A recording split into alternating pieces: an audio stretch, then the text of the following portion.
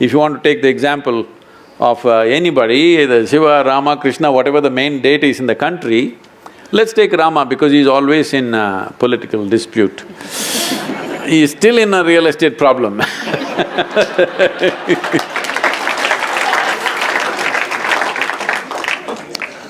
At the age of 17 or 18, he's been coronated as a king.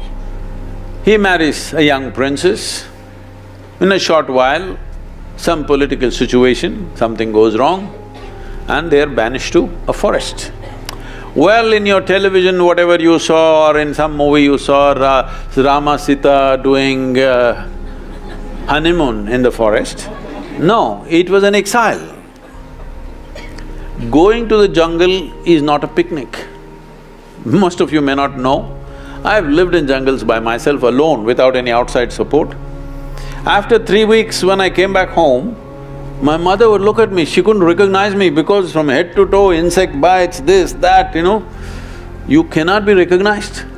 Especially if you take girls, when they come out after 2-3 weeks, you cannot recognize them because everything will be swollen, all kinds of things will happen to you if you live in the jungle.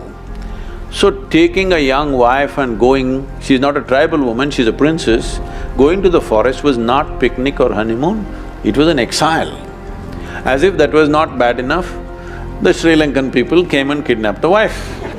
Now, he's a king after all. If one wife goes, he could have found a local solution. A king is entitled to have many wives, but one is gone, he could have found somebody next to him. But the man loves the woman so much. In those days, no GPS, you don't know where exactly Sri Lanka is located. Just him and his brother walk, I want you to imagine the walk from Ayodhya to southern India.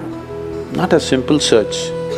How many people will search for a lost wife 6,000–7,000 years ago, walking 2,000 plus kilometers? How many men would have done that? So, he walked and formed a Tamil army, then went to Sri Lanka, burned down a beautiful city, fought a war, killed hundreds of people, got back his wife. If a man has to do this, that woman should mean so much to him to do such an act, isn't it? Then he brought her back. Again he became a king, again something goes wrong, by then she's pregnant.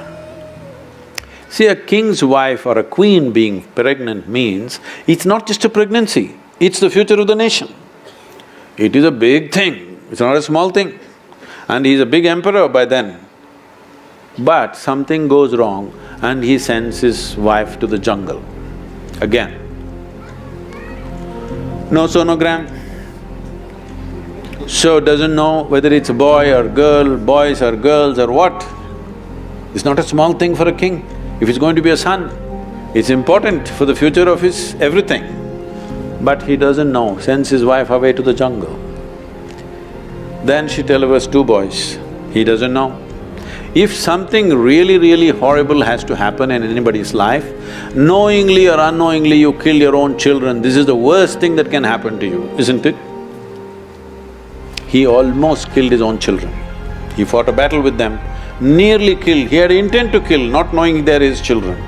Fortunately, it did not happen.